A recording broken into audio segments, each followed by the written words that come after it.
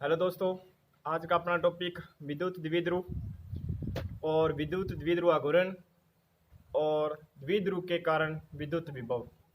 तीन टॉपिक हैं। पहले अपनी डेफिनेशन है विद्युत द्विध्रुव। तो देखो विद्युत द्विध्रुव क्या होता है। विद्युत द्विध्रुव विद्युत द्विध्रुव द्विध्रुव का मीन पता चल रहा है जिसके दो क्या हो, ध्रुव हो, दो क्या हो, पोल हो, क्या कहलाता है, द्विध्रुव कहलाता है। एक ऐसा सिस्टम निकाय जिसमें दो समान परिमाण तथा विपरीत प्रकृति के आवेशों का एक निकाय या युग्म क्या कहलाता है, द्विध्रुव कहलाता है। मैंने वापिस देखो क्या कहा है, मैंने कहा है परिमाण में समान। देखो ये Q है तो ये वाला भी क्या है, Q है। परिमाण में समान तथा प्रकृति में विपरीत का मीन ये प्लस है तो ये माइनस है। परिमाण में समान प्रकृति में विपरीत आवेश अल्प दूरी पर स्थित हो, कहने का मीन बीच की दूरी क्या हो, बहुत कम हो, अल्प दूरी पर स्थित हो, ऐसा निकाय द्विध्रुव कहलाता है। ऐसा निकाय द्विध्रुव कहलाता है। वापिस डेफिनेशन बोल रहा हूं द्विध्रुव की, क्या होता है, परिमाण में समान, दोनों का परिमाण क्या है, Q। ऐसा नहीं है एक Q है दूसरा 2Q है, 2Q है तो ये 4Q है, ऐसा नहीं है। दोनों का परिमाण, जो दोनों का वेट है, वैल्यू है, वो दोनों की क्या है, समान है। यदि ये 2 माइक्रोकलाम का है तो ये भी 2 माइक्रोकलाम का है, ठीक है। ये 6 माइक्रोकलाम का है तो ये भी 6 माइक्रोकलाम का होगा। लेकिन ये प्लस का होगा तो ये क्या होगा, माइनस का होगा, और बीच का जो डिस्टेंस होगा वो क्या होगा, मिनिमम होगा। परिमाण में समान तथा विपरीत प्रकृति के आवेश अल्प दूरी पर स्थित हो, कहने का पास में रखे हो, ऐसा निकाय या ऐसा सिस्टम क्या कहलाता है, विद्युत द्विध्रुव कहलाता है। फिर आता है विद्युत द्विध्रुव आघूर्ण। तो इसी की से आगे विद्युत द्विध्रुव आघूर्ण की परिभाषा बनेगी। उसके अंदर क्या होता है, विद्युत द्विध्रुव आघूर्ण में क्या होता है, दोनों आवेशों के मध्य का बिंदु, पहले तो ये देखो, दोनों आवेशों को मिलाने वाली जो रेखा है, इसे क्या कहते हैं, अक्ष कहते हैं। इसे क्या कहते हैं, द्विध्रुव का अक्ष कहते हैं। ये बन गया अक्ष। और दोनों आवेशों का जो मिड पॉइंट है, मध्य बिंदु है, वो उसका क्या कहलाता है, केंद्र कहलाता है, जिसको अपने O से रिप्रेजेंट करेंगे। क्या कहलाता है, केंद्र कहलाता है। और दोनों आवेशों को मिलाने वाली रेखा के लंबवत और केंद्र से गुजरने वाली, दोनों के लंबवत यहां भी हो सकती है, यहां भी हो सकती है, यहां भी हो सकती है, लेकिन बात मैं कहां की कर रहा हूं, केंद्र से जाने वाली। ये सेंटर से जा रही है, केंद्र से जाने वाली, ठीक है, ये केंद्र से जा रही है। तो दोनों आवेशों के मध्य अक्ष के लंबवत तथा अक्ष के लंबवत, अक्ष है ये, अक्ष है, अक्ष के क्या हो गया 90 डिग्री, अक्ष के 90 डिग्री, अक्ष के लंबवत तथा केंद्र से गुजरने वाली, इसके सेंटर से, यहां से O से गुजर रही है, ठीक है, गुजरने वाली रेखा क्या कहलाती है, ये वाली रेखा क्या कहलाती है, ये कहलाती है निरक्ष। ये इसकी सामान्य जानकारी है। दोनों आवेशों को मिलाने वाली जो रेखा है, जहां कहें कि दोनों आवेशों के बीच की जो दूरी है, डिस्टेंस है, वो अपनी इच्छा के अनुसार कुछ भी ले सकते हैं। L low, A low, 2L लो या 2A लो, कुछ भी ले सकते हैं। बट अपने कैलकुलेशन को सिंपल करने के लिए, कैलकुलेशन को, गणितीय गणना को सिंपल करने के लिए हम A और L के बजाय हम लेंगे 2A या 2L, कहने का मीन 2 के मल्टीप्लाई में लेंगे। इसका मतलब 2 के मल्टीप्लाई में क्यों लिया है? इसका मतलब है, इसका मीन क्या है कि जब इसको अपने सेंटर में से जब सॉल्यूशन करेंगे, जब इसका सॉल्व करेंगे, सेंटर से जब डिस्टेंस फाइंड करेंगे, तो ये क्या बन जाएगी? a और a बन जाएगी। ये भी a हो जाएगा और ये भी क्या हो जाएगा? a हो जाएगा। क्या हो जाएगा? दोनों साइड में बराबर a हो जाएगा। कहीं भी कैलकुलेशन में कोई प्रॉब्लम नहीं आएगी। बट जब हम पूरी डिस्टेंस a ले लेते हैं, पहले अब तो ली थी 2a और आधा आधा कर दिया तो क्या हो गया? a और a हो गया। जब हम a ले लेंगे, a ले लिया, अब आधा आधा करेंगे तो क्या आएगा? a/2 a/2, आधा आधा हो जाएगा, आधा a, इसका भी आधा a। और जब आप इसकी कैलकुलेशन करेंगे, मैथमेटिकल कैलकुलेशन करेंगे, गणितीय गणना करेंगे डेरिवेशन के अंदर, तो a/2 को जब सोल्व करेंगे तो मैथमेटिकल कैलकुलेशन क्या हो जाएगी? डिफिकल्ट हो जाएगी, गणना क्या हो जाएगी? मुश्किल हो जाएगी, हार्ड हो जाएगी। इसलिए अपने इसको क्या करते हैं? 2 की मल्टीप्लाई में इन दोनों के बीच का डिस्टेंस लेते हैं। ठीक है, दोनों आवेशों के बीच की दूरी अपने क्या ले रहे हैं? 2a ले रहे हैं। अब आता है इसकी परिभाषा, किसकी? द्विध्रुव, विद्युत द्विध्रुव हो गया, विद्युत द्विध्रुव आघूर्ण की परिभाषा। आघूर्ण की परिभाषा क्या है अपने पास? आघूर्ण की परिभाषा क्या आएगी कि जो अपने परिमाण में समान आवेश लिए थे, उनमें से किसी एक चार्ज का परिमाण लेना है, एक की वैल्यू लेनी है। एक चार्ज का परिमाण, आवेश का परिमाण, आवेश का परिमाण तथा दोनों आवेशों के बीच की दूरी, इस आवेश और इस आवेश के बीच की दूरी द्विध्रुव में स्थित किसी एक आवेश का परिमाण। विद्युत द्विध्रुव की पहले परिभाषा हो चुकी है, उसी की बात कर रहा हूं। विद्युत द्विध्रुव में किसी एक आवेश का परिमाण, दो अपने पास चार्ज हैं, दो आवेश हैं, दोनों में से किसी का भी परिमाण ले लो। परिमाण का मीन वैल्यू लेनी है अपने को। क्या लेना है? वैल्यू लेनी है। कहने का मतलब उसका जो वेट है, वेट का मान ले लेना है। वेट का मान क्या है? दोनों का सेम है, तो दोनों में से किसी एक का क्या कर लेना है? परिमाण ले लेना है। परिमाण तथा दोनों आवेशों के बीच की दूरी, दोनों आवेशों के बीच की दूरी, कितनी दूरी अपने ली थी? 2a का गुणनफल। वापिस परिभाषा बोल रहा हूं, पहले पढ़ चुके हैं। विद्युत द्विध्रुव, विद्युत द्विध्रुव में स्थित किसी एक आवेश का परिमाण, किसी एक का लेना है, किसी एक आवेश का परिमाण तथा दोनों आवेशों के बीच की दूरी, दोनों आवेशों के बीच की दूरी कितनी थी? 2a। दोनों आवेशों के बीच की दूरी 2a का गुणनफल, का गुणनफल। कहने का मैं दोनों का क्या कर दिया? गुणा कर दिया। का गुणनफल क्या बोला मैंने? Q इंटू 2a किसके बराबर होगा? P के बराबर होगा। P क्या है? क्या चीज है P अपने पास? विद्युत द्विध्रुव आघूर्ण है। क्या चीज है अपने पास? विद्युत द्विध्रुव आघूर्ण है।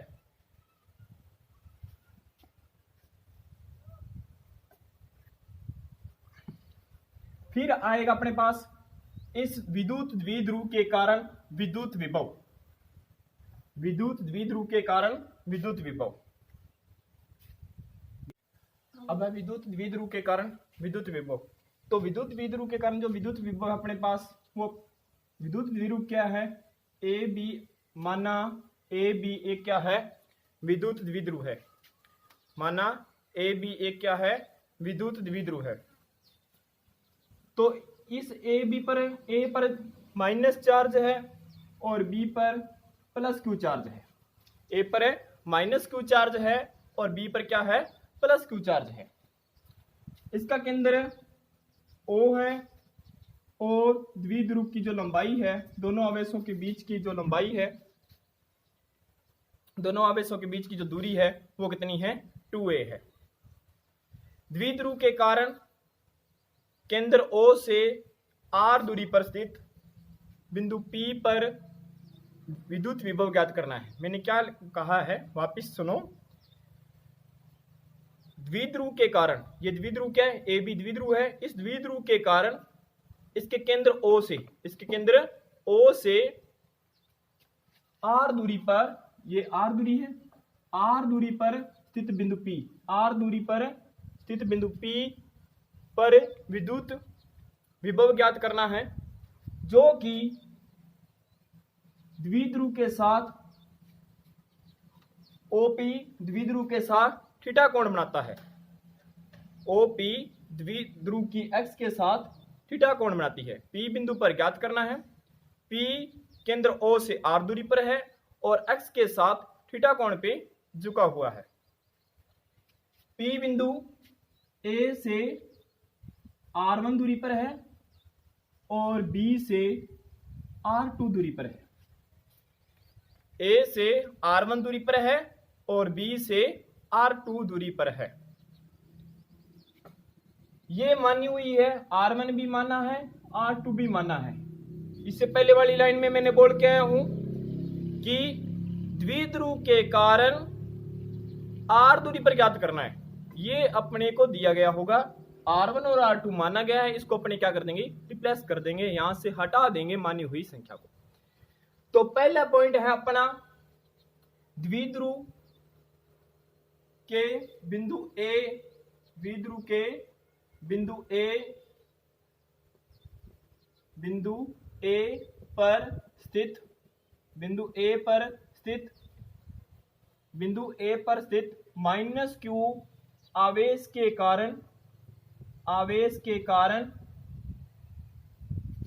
कारण बिंदु P पर विभव कितना है, V1 है।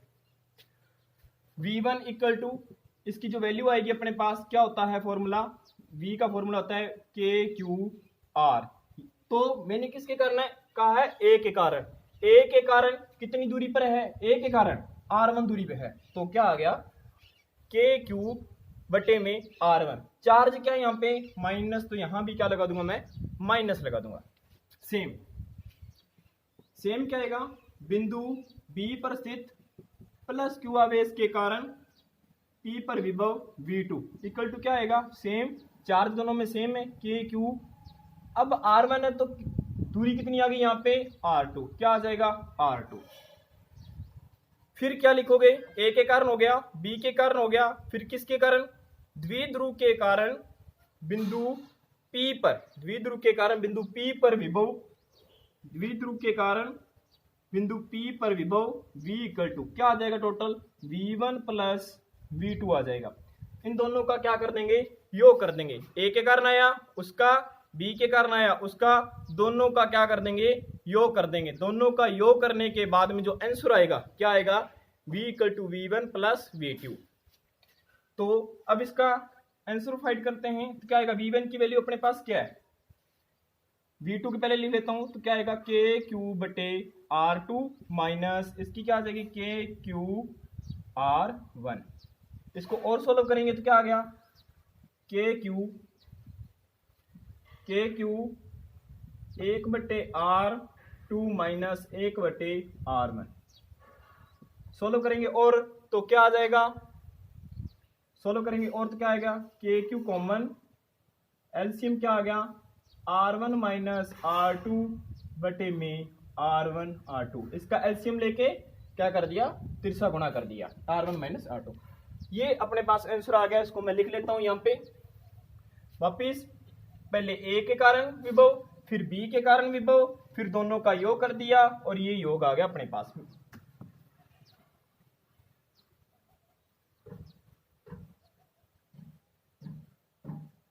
तो क्या योग आएगा, V equal to KQ R1 minus R2 बटे में R1 R2।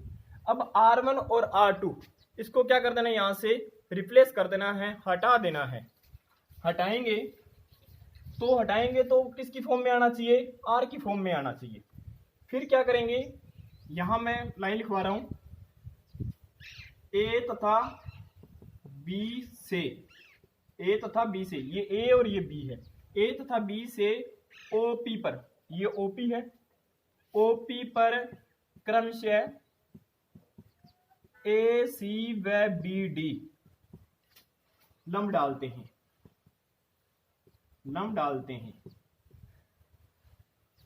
अब देखो ए से लंब डालते हैं, ये हो गया ए, इसके ऊपर लंब डाल दिया, ये 90 डिग्री का कोण आ गया। ये हो गया ए सी लंब, किसके ऊपर डाला है? ओपी पर। इसी प्रकार बीडी पर लंब डालेंगे तो ये आ गया 90 डिग्री कोण, ये 90 डिग्री कोण बन गया।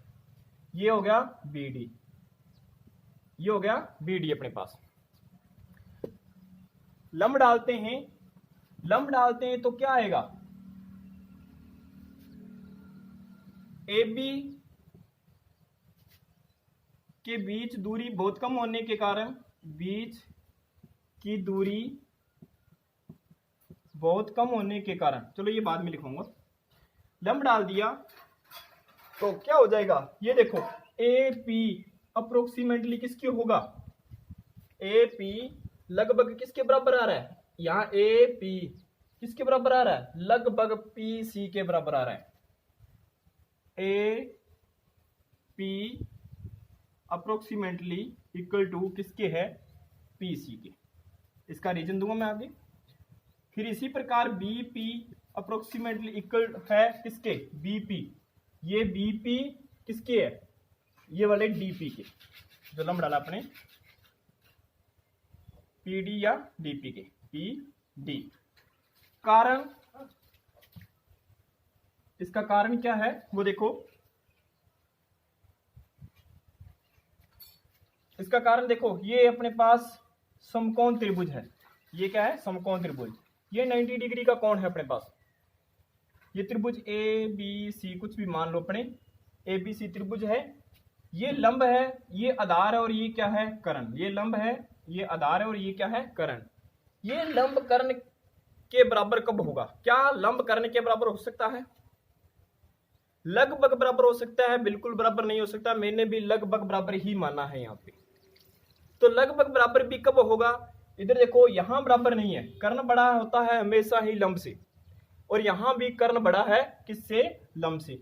अब मैं इस त्रिभुज को छोटा कर दूंगा, यहां छोटा कर दिया तो कर्ण पहले की तुलना में क्या हो गया? छोटा हो गया।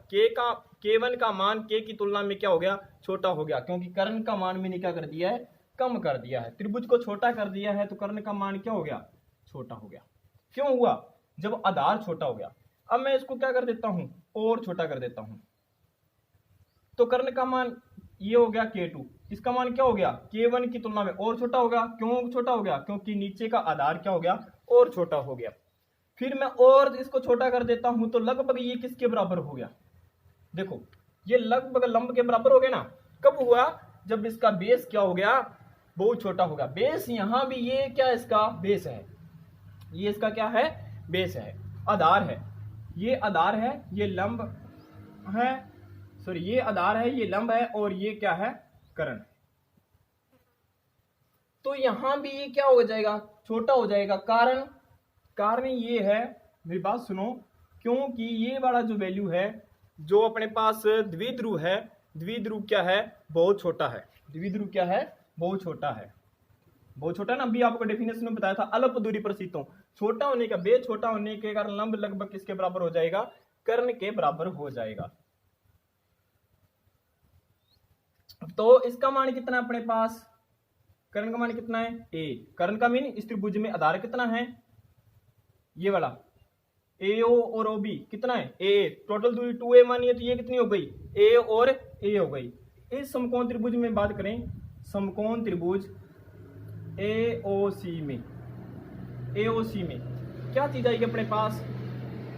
AO बटे OC, AO बटे OC। तो इस फॉर्मूले से फाइंड करना आपको, लाल बटे कक्का के फॉर्मूले से फाइंड करना है। कौन सा फॉर्मूला लगेगा? आधार बटे कर्ण। आधार अपने पास क्या है? OC है, तो OC बटे कर्ण कितना है?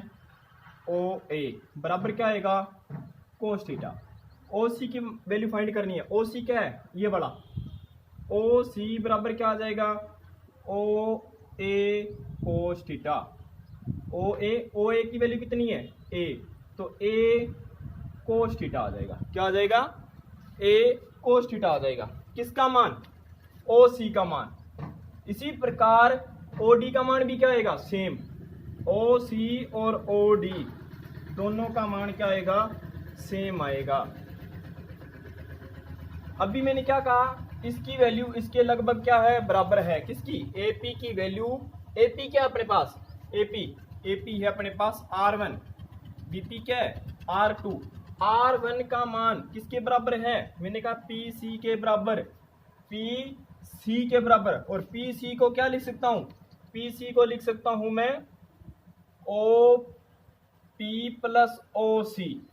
देखो यहां से OP प्लस OC, ये वाला इसके अंदर जोड़ देंगे तो क्या बन जाएगा? पूरा PC बन जाएगा।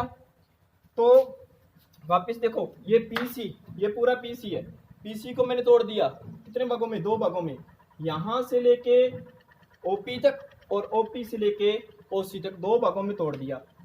P से लेके O तक का मान कितना है इसका? R है। कितना है? R प्लस OC का मान कितना है? A cos theta. कितना है? A cos theta. तो इसका मान कितना आ गया? R plus A cos theta. इसी प्रकार R2 का मान कितना आएगा? R2 किसके बराबर? मैंने कहा BP किसके बराबर है? PD। ये BP किसके बराबर है? PD। तो PD किसको कहां से लेके आएंगे? PD पूरा अपने पास OP है। OP में से ये वाला भाग क्या कर दें? माइनस कर दें। ये क्या चीज है? ये वैल्यू कितनी है? A कोस थीटा के बराबर। ये भी किसके बराबर थी? A कोस थीटा के बराबर। तो ये वाला माइनस कर दें तो ये बड़ा भाग बचेगा। तो इसी में क्या कर दें? R2 का मान आ जाएगा R minus A cos theta. इसकी वैल्यू लिखेंगे तो ये जोड़ेंगे और इसकी वैल्यू लिखेंगे तो ये माइनस कर देंगे। तो R1 और R2 की वैल्यू आ गई। इस R1 और R2 की वैल्यू इसके अंदर पुट कर देते हैं। R1 और R2 की वैल्यू इसके अंदर पुट करते हैं। R1 की वैल्यू क्या है? प्लस के अंदर। और R2 की वैल्यू क्या है? माइनस के अंदर। तो वैल्यू पुट करते हैं। क्या आएगा? V equal to KQ। R1 की वैल्यू अपने पास R plus A cos theta minus R2 की वैल्यू कितनी है? R minus A cos theta. ये वैल्यू है इसकी। और नीचे क्या आएगा? R plus A cos theta into में R minus A cos theta. ये वैल्यू आ गई अपने पास। दोनों का मल्टीप्लाई और ये डिफरेंस हो गया। वैल्यू पुट कर दी और कुछ नहीं किया। R1 की वैल्यू पुट कर दी और R2 की वैल्यू पुट कर दी। इसको और सोल्व कर लेता हूं तो मैं क्या आएगा? V equal to KQ। अब ब्रैकेट को हटाऊंगा तो बाहर चिन्ह किसके? माइनस का। तो अंदर वाले साइन क्या हो जाएंगे? चेंज। ये माइनस का हो जाएगा और ये किसका हो जाएगा? प्लस का। और R से R क्या हो गया? कैंसल। क्या आ गया? KQ इंटू एक A कोस थीटा और 2A कोस थीटा कितने हो गए? 2A कोस थीटा बटे में ये फॉर्मूला देखो, R plus A cos theta, ये R minus A cos theta. ये बन गया A प्लस B इंटू में A minus B। A plus B into A minus B का फॉर्मूला क्या होता है? A square minus B square. ये फॉर्मूला होता है। क्या होता है? A square plus A square minus B square. किसका? A plus B A minus B का। कहने का मीनिंग पहले की स्क्वायर माइनस दूसरे की स्क्वायर। पहला क्या है अपने पास? R की स्क्वायर माइनस दूसरा B क्या है? A। तो A square cos square theta. और अच्छे तरीके से लिखें तो मैं अभी आपको बता के गया हूं Q इंटू 2A बताया था क्या होता है? किसके बराबर? P के बराबर। P क्या है?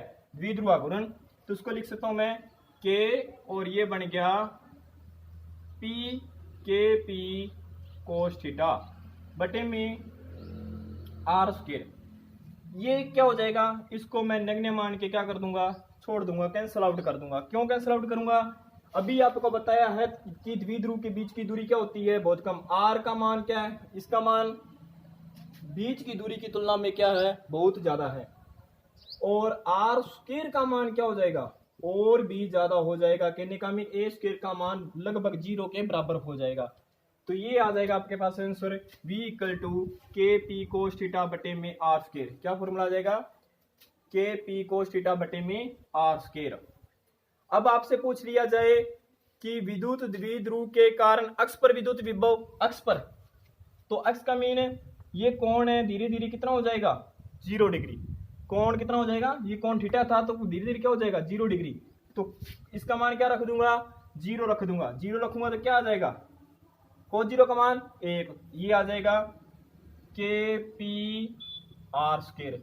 ये पूछा जाए कि द्विध्रुव के कारण के निरक्ष पर, द्विध्रुव के कारण निरक्ष पर विद्युत विभव, तो निरक्ष पर ज्ञात करना है तो कोण कितना आ जाएगा 90 डिग्री। यहां क्या रख दूंगा थीटा का मान 90, थीटा का मान 90 रखते ही क्या हो जाएगा ये 0, कहने का मीन विभव क्या होगा 0 होगा। निरक्ष पर, द्विध्रुव के कारण निरक्ष पर विद्युत विभव का मान कितना होता है 0 होता है। ये आपका टॉपिक हो गया कंप्लीट।